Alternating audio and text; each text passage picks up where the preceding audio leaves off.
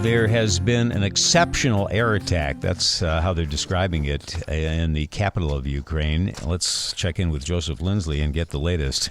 Joseph, are you okay? Bob, yes. Good afternoon from Lviv, where it is calm.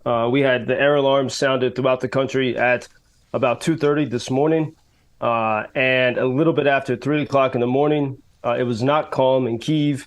The Russians launched a massive missile attack, widely described as the most intense barrage of missiles and drones on Kyiv since February 24th, 2022. All told, the Russians launched 9 caliber missiles, 3 S-400 Iskander missiles, 6 of the Iranian suicide drones called Shahed, 6 of the Kinzhal supersonic missiles, which by all accounts, can only be intercepted by the American-built Patriot missiles, and then 3 reconnaissance drones. All of these were intercepted by Ukrainian air defense, so it was a terrifying night for people of Kyiv. Just imagine, in a short space of time, really just about half an hour, 18 of these things getting destroyed by Ukrainian air defense. Debris fell. When the air defense shoots down these missiles, there still is damage as the debris falls down, but less damage, of course, than it would be otherwise. Well, I think it's pretty clear to everyone that the Russians are aggressively trying to find Ukrainian air defense and to destroy it. They're especially trying to go after the Patriot missile systems sent from the United States and from Germany, because as long as Ukraine has these Patriot missiles, the much vaunted Kinzhal missile from Russia can be intercepted. Russia has a limited stockpile of those missiles, probably a little bit less than 50 by all the information we can tell. But with those missiles, they're able to hit exactly what they want to. But as long as the Patriot missile batteries are here in Ukraine, those missiles can be stopped. And so you see what happened last night. In such a short space of time, the Russians were slamming Kyiv with missiles while also sending these reconnaissance drones so they could pinpoint how Kyiv is defending itself. So we do see this is a new level of tactics from Russia, and certainly, and it is in fact the head of Kyiv's military administration for the city said this was, as you said, Bob, exceptional in its density, the maximum number of attacking missiles in the shortest period of time. Joseph, as you know, a Chinese envoy is in Kyiv today. They will be there tomorrow as well to promote peace talks, they say. Are the people there hopeful?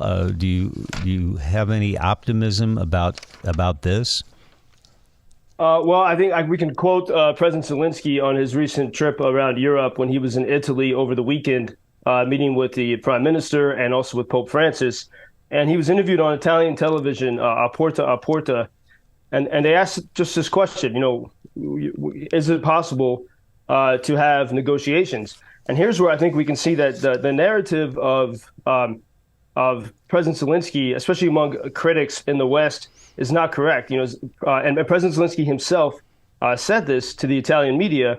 He said in 2019, right when he became president, many Ukrainians, especially those in Western Ukraine, which is sort of the patriotic heartland of Ukraine, they were critical of President Zelenskiy. They did not want to negotiate with the Russians, who had occupied the Crimean Peninsula since 2014, and were pretending not to, but actually were occupying parts of the Donbass region. And President Zelenskiy said, so his critics in Ukraine said, do not negotiate, but he said that he wanted to. He said, we have to try. We got to try, and he said that they kept trying to. He said Putin was acting like a princess. He said Principessa. It was so hard to get conditions on which they could mutually meet. And he said finally they struck a deal, and days after that deal was struck, there still was sniper activity from Russian-backed forces in Donbass. And so he said, I think, and President Zelenskiy had, by all accounts here, has had an awakening.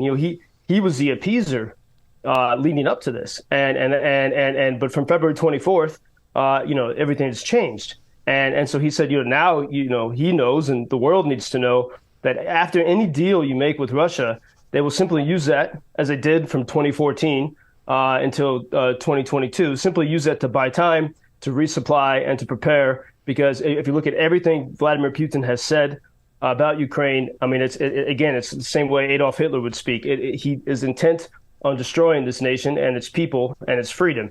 And so there we can see that. And in fact, I was speaking with some Ukrainians about this, and it's interesting that some of the American critics, and there's not many, but they are in Congress, of President Zelensky.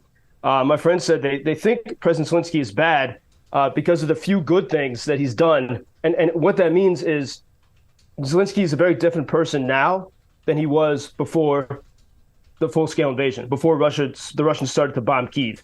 And he grew into this position as a great statesman. In fact, he was presented, when he was in Germany, they presented him with the Charlemagne Award to honor him for uniting Europe with his leadership. And I think even as Prime Minister Rishi Sunak said in the UK, he compared Zelensky to Churchill. And so you really, and Zelensky admitted that in that Italian interview, that he has changed, and he realizes now to negotiate is to appease and ultimately to lose. Well, he wouldn't be the first, and you're a student of history, so you know that a crisis often makes a hero. True? Yeah, absolutely, and rose to the moment. And I think even people who were critics of him here in Ukraine before, it's normal. It's a free country. You have lots of debate.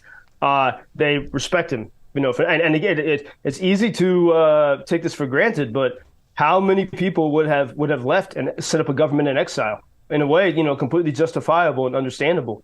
And he never did that. It was interesting when I saw him meeting the video of him at Chequers, which is the prime minister's country retreat outside of London. I hope he got a good break there. He looked a little bit relieved to be there in the English countryside, in a safe place. And, the leaders themselves also need a time of rest and recharge. I can't imagine what his life is like. And he's still apart from his family, isn't he? Yeah, largely. I mean, for security reasons. And there was an interview he gave several months ago about that. And, he praised his family. He said his wife and kids choose to be here. That's a story I hear often. I was talking with a woman here in Lviv who said, her 13-year-old son could go to Europe, and he's told his mom, "I'm not leaving Ukraine." And President Zelensky said that his family is the same exact way. And it is, he got tears in his eyes as he was talking about that. And everyone here understands what that means and the risk that entails. Yesterday, I was meeting with some friends who are soldiers and getting ready. They were getting ready to go back to Donbass, to the east. And I said, okay, I'll see you all either here in Lviv or somewhere out in the east.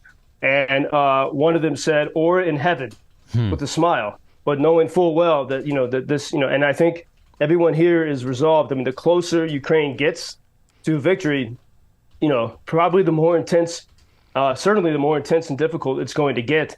And even when you see this, it seems like a meltdown among the Russian leadership, where you have the leader of the Wagner group publicly criticizing parts of the Russian military.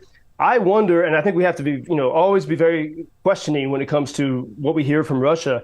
But I wonder if Russia's trying to set up a scenario that the Wagner group that has been trying to take Bakhmut is not part of the Russian regulars, and so they'll have an excuse if Ukraine does succeed and does push the Russians out of Bakhmut.